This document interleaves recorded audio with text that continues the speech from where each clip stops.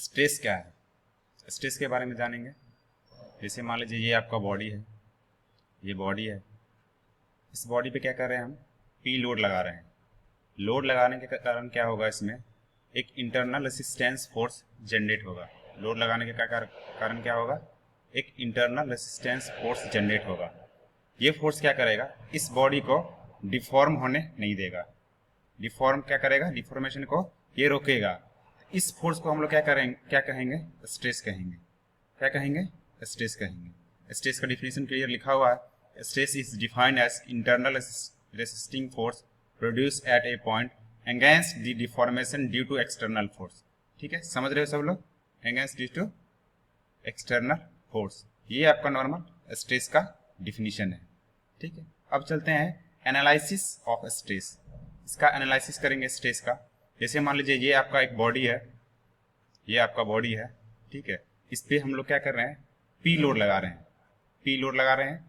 P load लगाने के कारण क्या होगा, इस बॉडी में एक इंटरनल रेसिस्टेंस फोर्स जनरेट होगा, उसी को हम लोग एनालाइज करेंगे। जैसे मान लीजिए ये आपका क्या है, ये बॉडी है आपका, ये बॉडी है, ये बॉडी है, इस पे पी फोर्स लग रहा है। ये जो आपका है, ये जो आपको दिख रहा है, ये जो आपका दिख रहा है, ये आपका क्या है, क्रॉस सेक्शनल एरिया है। ठीक है, इसी को हम लोग यहाँ पे 2D में दिखाए हैं, 2D में दिखाएं। ये आपका क्या है, क्रॉस सेक्शनल एरिया है। और इस क्रॉस सेक्शनल एरिया पे क्या है, बहुत सारे पॉइंट है, बहुत सारे पॉइंट है। इस फोर्स के कारण यहाँ पे जो internal IRF internal resistance force जो जनरेट हो रहा है, इंटरनल रेसिस्टेंस फोर्स जनरेट हो रहा है। जैसे मान लो कि ये आपका IRF एट पॉइंट ए पे जो आपका फोर्स जनरेट हो रहा है, इंटरनल रेसिस्टेंस फोर्स F1 है। पॉइंट 2 पे है वो आपका क्या है, F2 है। पॉइंट 3 पे क्या है, F3 है। और पॉइंट जो मतलब FM है, कहने मतलब कि बहुत सारे पॉइंट है। सारे पॉइंट पे क्या है, इंटरनल रेसिस्टेंस फोर्स क्या लग रहा है, F1, F2, F3 और FN, मतलब बहुत सारे पॉइंट है। तो एन पॉइंट तक आपका इंटरनल रेसिस्टेंस फोर्स लग रहा है। ठीक है, ये जो आपका फोर्स है, ये जो आपका फोर्स है F, ये आपका क्या है, वो आपका total internal resistance force at this section है, टोटल फोर्स है F। ठीक है, ये इस फोर्स के कारण जो टोटल फोर्स लग रहा है, टोटल जो इंटरनल रेसिस्टेंस फोर्स है वो क्या है, वो आपका F है। ठीक है, चलते हैं अगले पॉइंट पे। अब देखो यहाँ पे क्या है, दिखाया गया है आपको, जैसे आपको दिखाया गया है। जैसे मान लो ये पी फोर्स के कारण जो सारा फोर्स जनरेट हुआ, इस क्रॉस सेक्शनल एरिया पर जो फोर्स जनरेट हुआ, इस बॉडी पर जो जनरेट हुआ, वो आपको पॉइंट 1 लिखा हुआ है। पॉइंट 1 पे F1 जनरेट हुआ, पॉइंट 2 पे F2 हुआ, पॉइंट 3 पे क्या हुआ, F3 हुआ। और जो nth पॉइंट है उस पर FN फोर्स है। F जो है आपका, ये आपका टोटल फोर्स है। इस सबको ऐड करके टोटल फोर्स आ गया। टोटल फोर्स क्या आएगा, F इक्वल टू क्या आएगा, टोटल को हम ऐड कर देंगे। कितना तक ऐड करेंगे, तो FN तक करेंगे, मतलब कि अनगिनत अनलिमिटेड पॉइंट तक ये आपका फोर्स लग रहा है। ठीक है, जैसे सबको ऐड कर देंगे तो क्या हो जाएगा, टोटल F के बराबर आ जाएगा।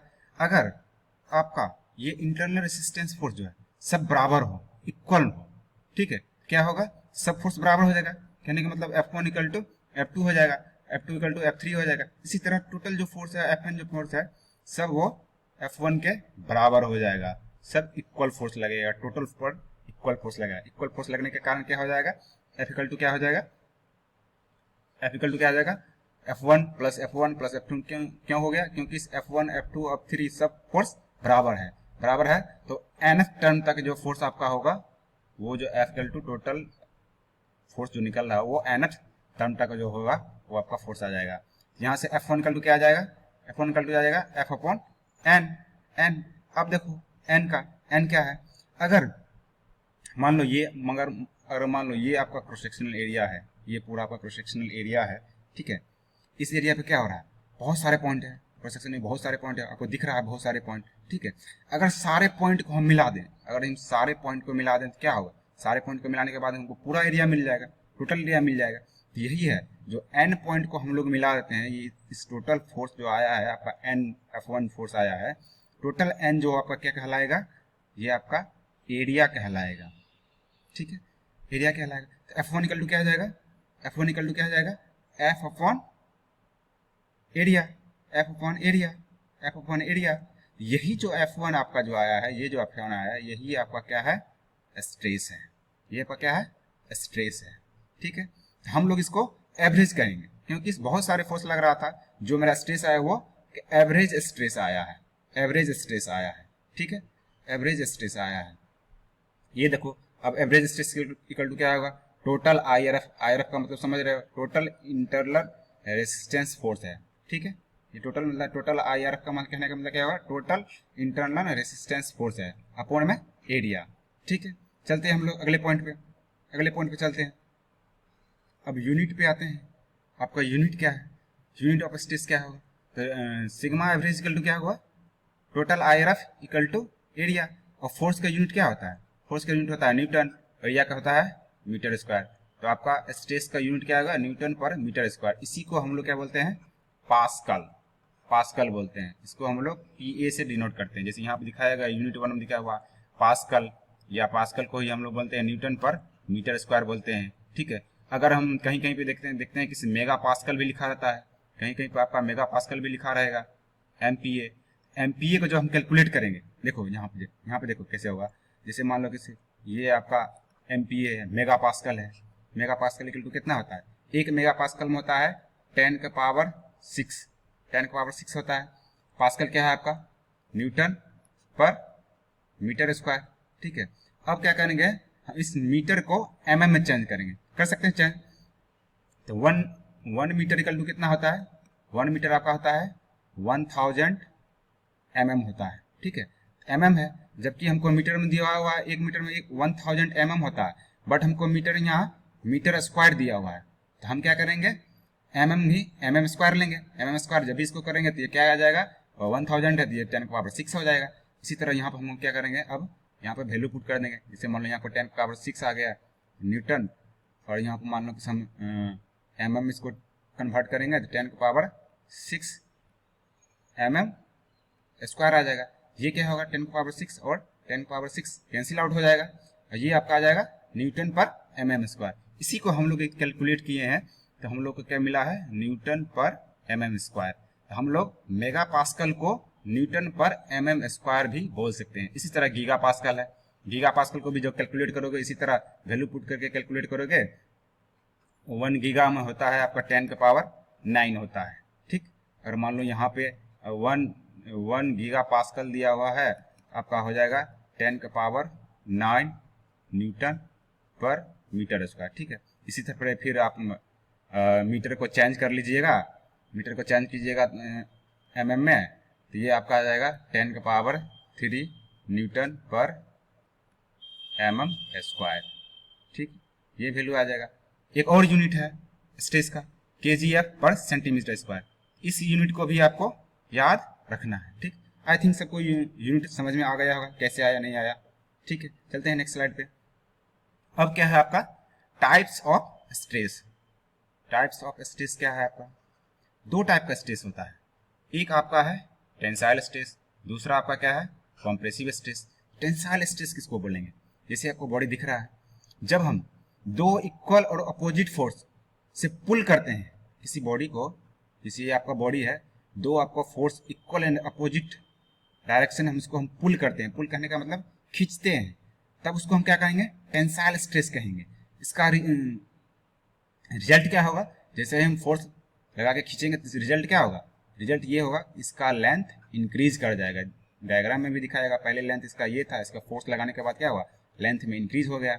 इसको हम लोग क्या बोलेंगे, टेंसाइल स्ट्रेस बोलेंगे। अब क्या है आपका कॉम्प्रेसिव स्ट्रेस है, अब क्या है आपका कॉम्प्रेसिव स्ट्रेस। कॉम्प्रेसिव स्ट्रेस किसको बोलेंगे, जब दो इक्वल और अपोजिट फोर्स पुश करे, जैसे ये आपका पी फोर्स है, ये पी फोर्स है, दोनों का मैग्नीट्यूड सेम है, इसको दोनों साइड से हम लोग पुश करते हैं, पुश करने का मतलब दबाते हैं, तो क्या होगा, इसका लेंथ छोटा हो जाएगा, डिक्रीज कर जाएगा, घट जाएगा। तो इस टाइप को हम लोग स्ट्रेस को क्या कहेंगे, कॉम्प्रेसिव स्ट्रेस कहेंगे। यही भी डिफिनेशन में भी लिखा हुआ है आपका, two equal and opposite pull are applied as result of which length is increase. जब हम लोग दो इक्वल एंड अपोजिट डायरेक्शन में हम पुल करते हैं तो वो अपना क्या कहलाता है, टेंसाइल स्ट्रेस। इसका रिजल्ट क्या आएगा कि लेंथ में ये इंक्रीज कर जाएगा। इसी तरह कंप्रेसिव क्या है, दो इक्वल एंड अपोजिट फोर्स को जब हम लोग किसी, ये आपका एक बॉडी है, ये मान लो आपका दूसरा बॉडी है, यहाँ से ये मान लो आपका क्या है, ये आपका मान लो दूसरा बॉडी है, ठीक, दो बॉडी है। अब इस दो बॉडी पे क्या कर रहे हैं, हम फोर्स लगा रहे हैं। एक मान लो इधर से फोर्स लगा रहा है, इस बॉडी पे फोर्स लग रहा है, ठीक है। दूसरा आपका फोर्स इधर से लग रहा है अपोजिट डायरेक्शन में, ठीक है। दोनों अपोजिट डायरेक्शन में फोर्स लगाने के क्या कारण क्या होगा, यहाँ पे एक टेंजेंशियल फोर्स जनरेट होगा। यहाँ पे जो आपको दिख रहा है, ये आपको दिख रहा है यहाँ पे, ये आपको दिख रहा है, यहाँ पे क्या होगा, यहाँ पे आपका एक टेंजेंशियल स्ट्रेस दिखने को मिलेगा। जब भी हम इसको फोर्स लगा के खींचेंगे, जैसे मान लो यहाँ पे पी फोर्स लगा रहे हैं, यहाँ पे भी आपका पी फोर्स लगा रहे हैं, पी फोर्स के कारण क्या हो रहा है, यहाँ पे एक टेंजेंशियल स्ट्रेस जनरेट होगा। ये क्या करेगा, ये आपको रेसिस्ट करेगा, मतलब इसको खींचने नहीं देगा। तो वो जो आपको यहाँ पे जो स्ट्रेस जनरेट होगा, यहाँ पे जो स्ट्रेस डेवलप होगा, टेंजेंशियल स्ट्रेस के कारण जो भी स्ट्रेस डेवलप होता है, उसी को हम लोग क्या कहते हैं, शियर स्ट्रेस कहते हैं, ठीक है। जब डिफिनेशन में भी लिखा two force equal and opposite in nature, मतलब दो आपका फोर्स लग रहा है, इक्वल एंड अपोजिट नेचर का फोर्स है, ठीक है, दो बॉडी पे, when act tangential to the resist section, tangential resist जो लग रहा है यहाँ पे, जो आपको लग रहा है टेंजेंशियल रेसिस्ट जो लग रहा है सेक्शन पे, as a result of which the body shear off across the section is known as shear stress, ठीक है। आई थिंक सबको समझ में आ गया। सिंपल सा बात याद रखना है, इस जो भी आप सिंपल सा कोई भी पूछेगा शियर स्ट्रेस क्या है, तो सिंपल से जो टेंजेंशियल आपका फोर्स लग रहा है, टेंजेंशियल आपका जो रेसिस्ट कर रहा है, दो बॉडी पे जो फोर्स लगने के कारण जो आपका टेंजेंशियल रेसिस्टेंस आ रहा है, उसको हम लोग क्या कहेंगे, शियर स्ट्रेस कहेंगे, ठीक है। अब चलते हैं अगले पॉइंट पे। टाइप्स ऑफ स्ट्रेस में आपका फिर से शियर स्ट्रेस का तो फॉर्मूला क्या हो जाएगा आपका, शियर रेसिस्टेंस अपॉन में शियर एरिया। ये जो आपका फोर्स लग रहा है रेसिस्टेंस फोर्स, जैसे मान लो इधर से हम लोग पी फोर्स लगा रहे थे, इस फोर्स को अपोज करने के लिए क्या क्या लग रहा था, शियर रेसिस्टेंस लग रहा था। ये रेसिस्टेंस में किस एरिया पे लग रहा है, इस एरिया पे लग रहा है, इस एरिया पे लग रहा है, ठीक है। तो वो आपका क्या आ जाएगा, शियर स्ट्रेस कहलाएगा। Ratio of shear resistance upon shear area, ये आपका क्या कहलाएगा, शियर स्ट्रेस कहलाएगा। इस पॉइंट को याद रखना है, ठीक है। ये जो आपका रेसिस्टेंस एरिया है वो कितना आएगा, जितना फोर्स लग रहा है, जो इंटरनल जिस बॉडी पर जितना फोर्स लगा है उसके बराबर ही आएगा ना रेसिस्टेंस एरिया, रेसिस्टेंस फोर्स। तो यही जो आर जो है ये किसके बराबर हो जाएगा, पी के बराबर। यहाँ पर आपका पी अपॉन ए लिखा गया है, ठीक है। अब चलते हैं अगले पॉइंट पे। अगला पॉइंट क्या है आपका, अगला पॉइंट आपका है स्ट्रेन। स्ट्रेन देखो क्या है, जैसे मान लो ये आपका एक बॉडी है, ये आपका बॉडी है, ये आपका बॉडी है, इस पर क्या किया हम, पी लोड लगाए, दोनों साइड से हम पी लोड लगाए हैं, पी इधर से भी पी, इधर से पी लोड लगाए। पहले इसका लेंथ एल था, जैसे ही लोड लगाए, लोड लगाने के बाद क्या हुआ, लेंथ इसका इंक्रीज कर गया, डायग्राम में भी दिख रहा, लेंथ इंक्रीज कर गया। और क्या होगा, जैसे मान लो यहाँ पे लेंथ क्या हो गया, इंक्रीज कर गया, दिख रहा है आपको, एल एफ जो है ये आपका इंक्रीज लेंथ है, फोर्स लगाने के बाद का लेंथ है। और क्या होगा, डेप्थ इसका घट जाएगा। जब भी किसी बॉडी पर फोर्स लगा उसके शेप एंड साइज में चेंज होता है ना, तो लेंथ में इंक्रीज करेगा और डेप्थ क्या होगा, घट जाएगा। इसके बाद क्या होगा,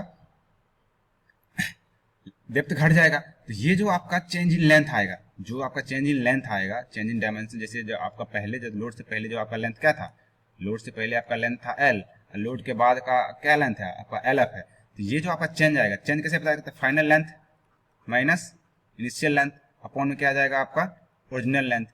इसको ही हम लोग क्या बोलेंगे, स्ट्रेन। इसी को हम लोग स्ट्रेन बोलेंगे। स्ट्रेन किसको बोलेंगे, तो change in dimension by original dimension को हम लोग क्या बोलेंगे, स्ट्रेन। अगर चेंज इन डायमेंशन का रेशियो हम ओरिजिनल डायमेंशन के रेशियो से लेते हैं, वो आपका क्या कहलाता है, स्ट्रेन, ठीक है। आई थिंक सबको समझ में आ गया होगा, ठीक है।